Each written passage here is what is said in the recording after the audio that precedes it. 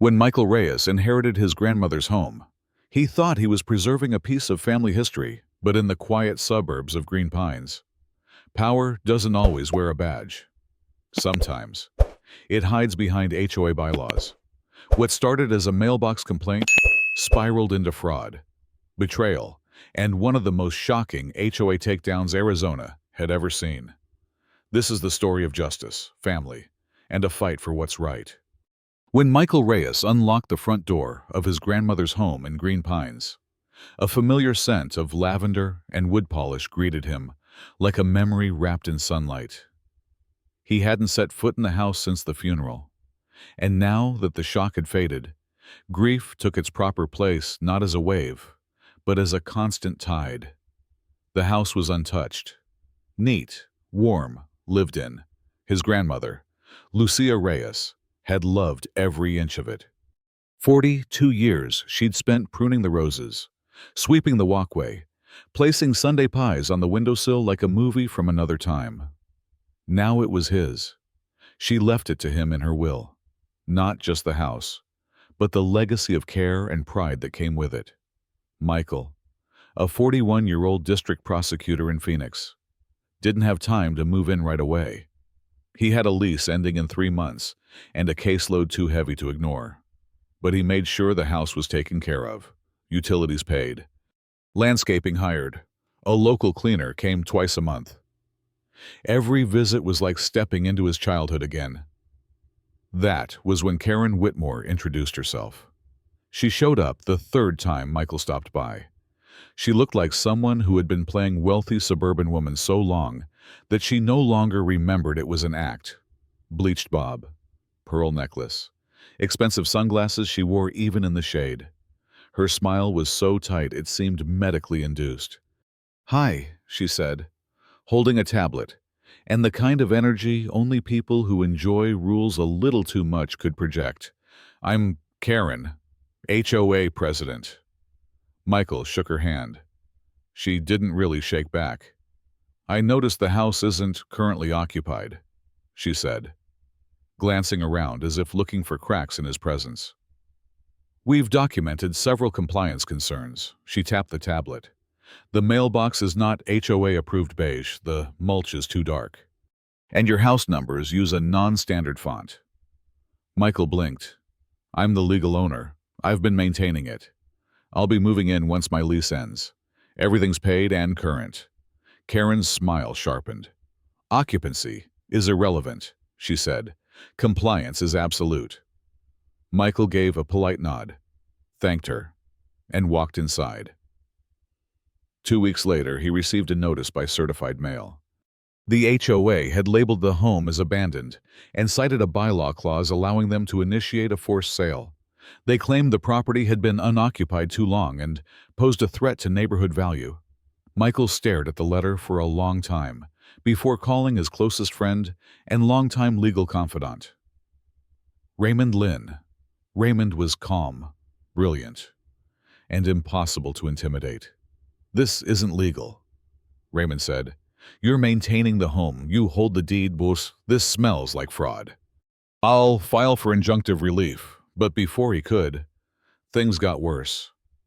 It was a quiet Sunday when Michael drove over to drop off some keepsakes and found a moving truck in the driveway. 2 strangers were unloading furniture. A woman was setting down a vase. A man was directing movers with clipboard in hand. Michael's heart stopped. "Excuse me," he said, voice sharp. "What are you doing in my house?" The man looked confused.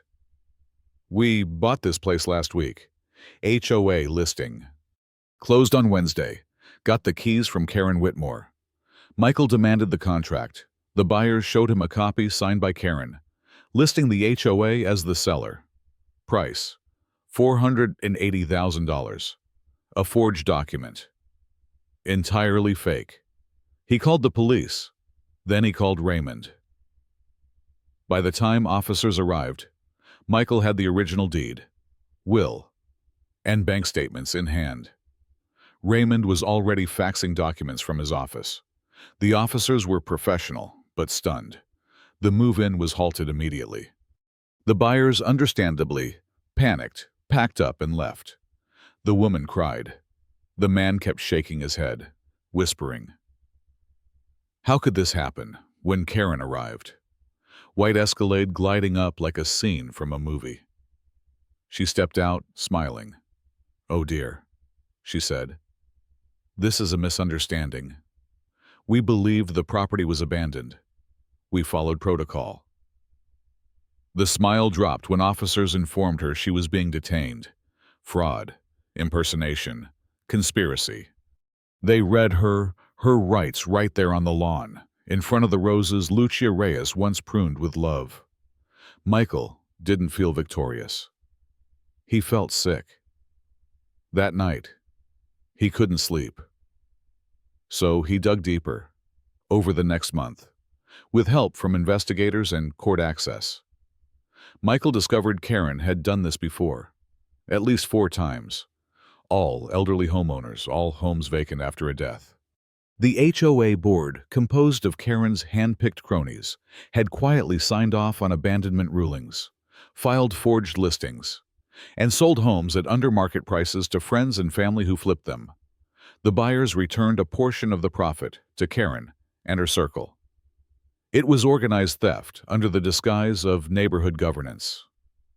Michael filed a civil suit immediately, not just for fraud, but emotional distress, property damage, and punitive damages. The couple who nearly moved in sued too. Surprisingly, they became allies, victims, not accomplices. The story broke open like a dam. Local news picked it up. Then regional outlets, HOA president arrested for home theft ring.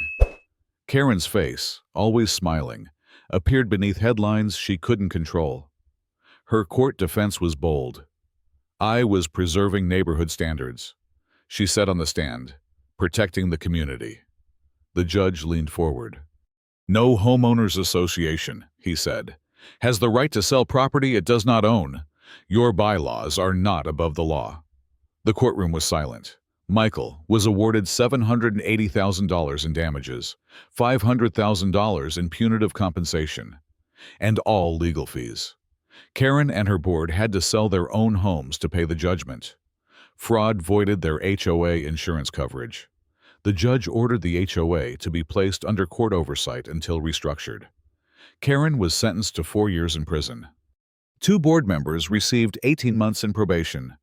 The day Karen moved out, the neighborhood threw a block party. Someone baked lemon cake. A cardboard cutout of Karen stood behind fake jail bars on a lawn. Laughter replaced fear. An emergency election was held. Retired Judge Irene Caldwell was chosen HOA president. She rewrote the bylaws to prevent abuse and required all board members to pass ethics reviews. Michael finally moved in. The first thing he did was paint the door a bold crimson red, a color Karen had banned. The old mailbox stayed. The house numbers still in the wrong font. 6 months later, Michael stood before the Arizona State Legislature.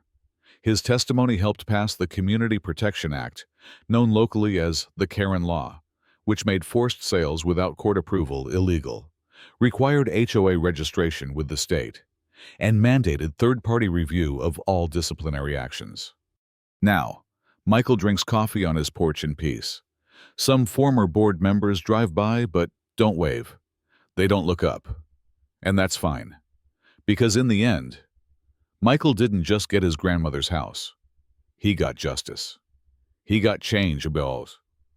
And above all, he got to protect the one thing his grandmother loved most, not the house itself, but the sense of home.